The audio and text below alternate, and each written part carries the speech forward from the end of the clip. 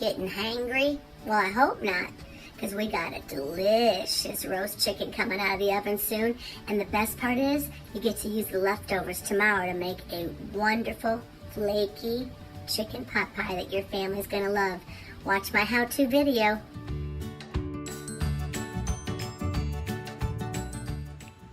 All right, we're gonna make a chicken today, roasted chicken. This is really, really simple. And the idea here is that I'm going to roast a chicken today and then use the leftovers from it tomorrow to make a luscious chicken pot pie. Here we go. First, you need 1 chicken. Then slice up about 2 large onions or 4 or 5 smaller onions. And we're gonna slice them up kind of chunky. You don't want to cut it up into little teeny pieces. Just pieces about so big, okay? Make sure you wash the chicken really, really well. Underneath the wings, all over the outside. And don't forget to take out the giblets. That's this bag inside here. Don't want to bake that inside of it. Just set that aside. Rinse out the inside of the chicken really good too.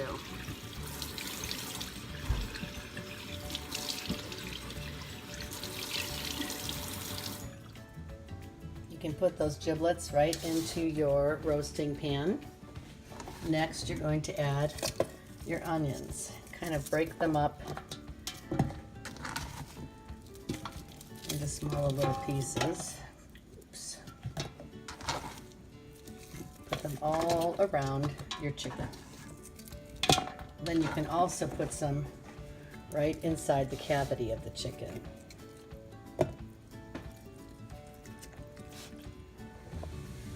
I grow sage right outside my front door. I had a little teeny tiny plant and look how big it's grown. So you just want to break some off. And we're going to put this inside the cavity of the chicken.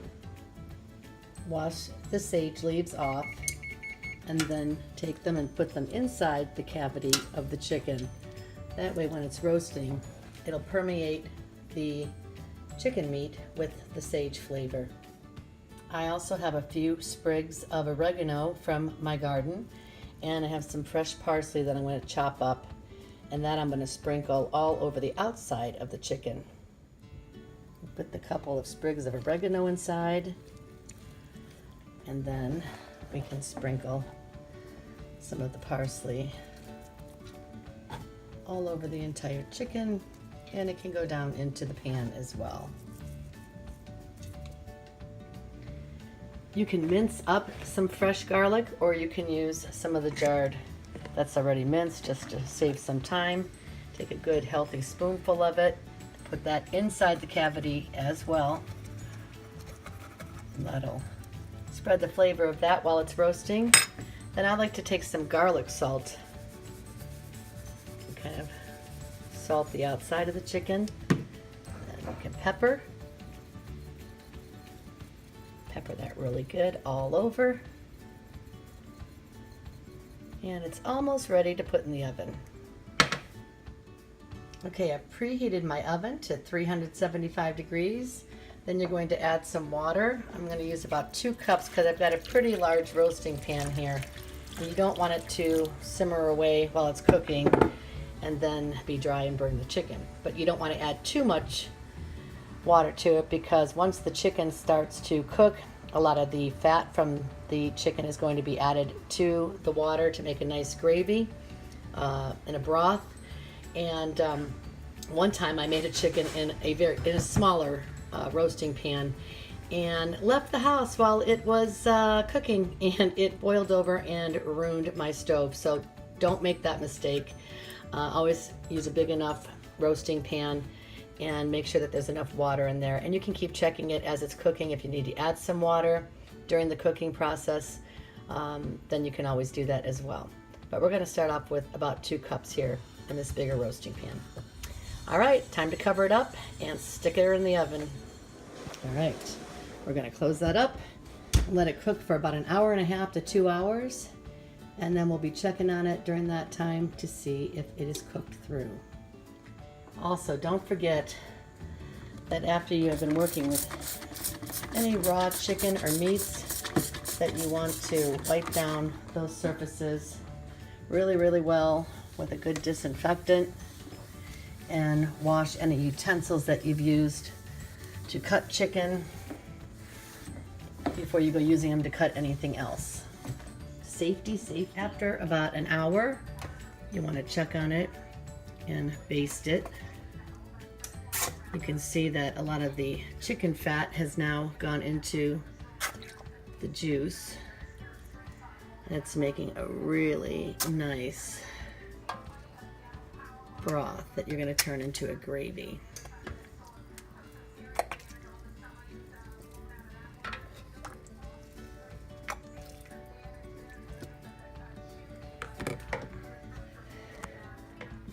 Recover it,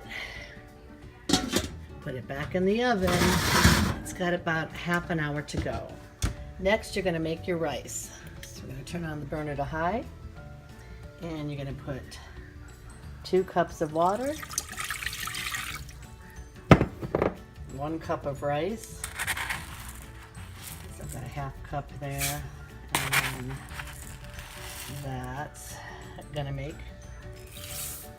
1 cup. Teaspoon of butter, and you can throw a little bit of salt in there as well. And you're going to bring that to a boil and then cover it and simmer it for about 20 minutes.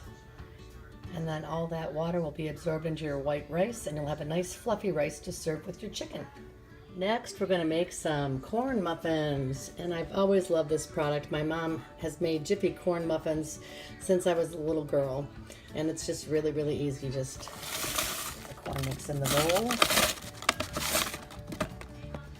and you add 1 egg and a 1/3 cup of milk.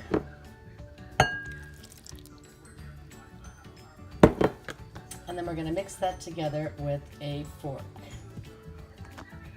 until it's just mixed. And then you're going to let it rest for about 10 minutes before putting it into your greased muffin tin.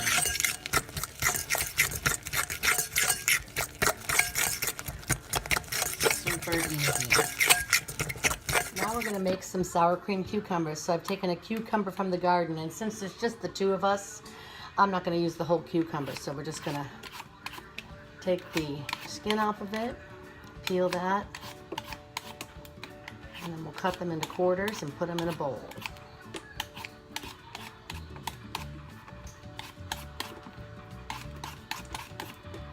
So you're going to take your sour cream cucumbers that you've quartered up, and you're going to add a little bit of sugar, maybe about a tablespoon, and some sour cream, and just a teeny tiny bit of apple cider vinegar. Now you just want to add a little bit of vinegar. You can always add more, and then you're just going to mix that up until it gets all nice and creamy, and add some salt and pepper.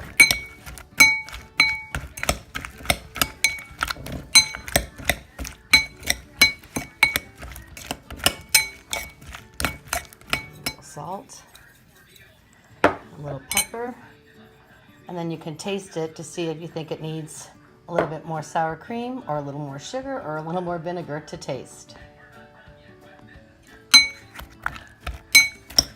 Okay, our chicken is done, and it's been in there for at least an hour and a half. You'll know because you can tell that most of the meat looks white.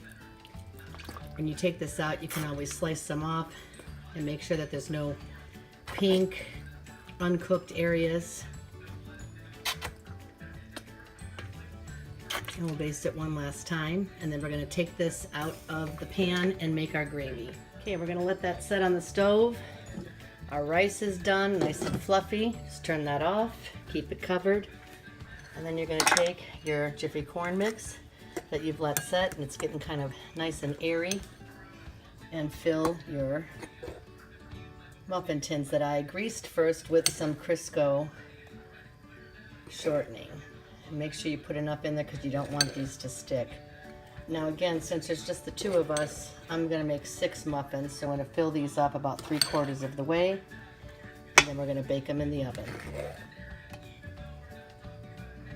When you take the chicken out, you're going to turn your oven up to 400 degrees because that's what your corn muffins are going to bake at.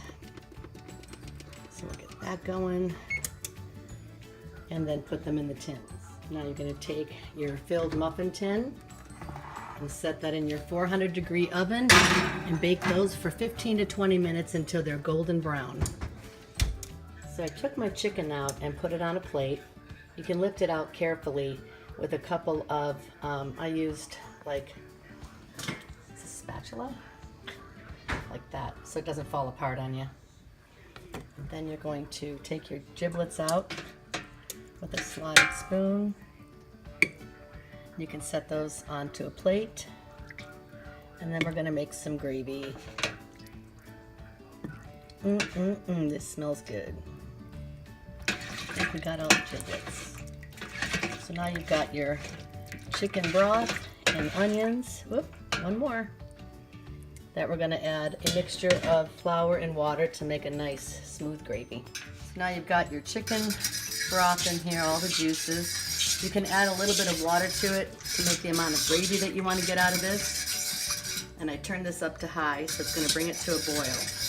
And while that's coming to a boil, I took about 3 tablespoons of flour into a cup, and you add just enough water that you're going to make a thick kind of paste. And this is what's going to thicken your gravy.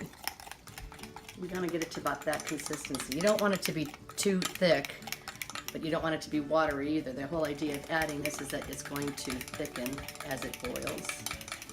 So you mix that up really, really, really good because you don't want any lumps. And then we take our whisk. This is nice and hot. And you're going to slowly add that flour and water. Keep whisking so it doesn't form any lumps. Whisk, whisk, whisk, whisk, whisk. And then when this comes to a boil, we're going to turn it down, and it's going to thicken that up to a nice gravy. And you can taste it. If it needs a little seasoning, you can add some salt and pepper. And dinner's going to be ready to serve. Okay, so we've got our nice thicker gravy now. And whatever you don't use of this, tomorrow when we make our chicken pot pie, this is going to make a great gravy for the filling. So we got gravy, we got our rice. Giblets for whoever wants to eat those. I personally like to eat the chicken livers and the heart. A whole roasted chicken and our sour cream cucumbers and corn muffins just about ready to come out the oven. There you have it, a whole chicken dinner. And that didn't take much prep at all.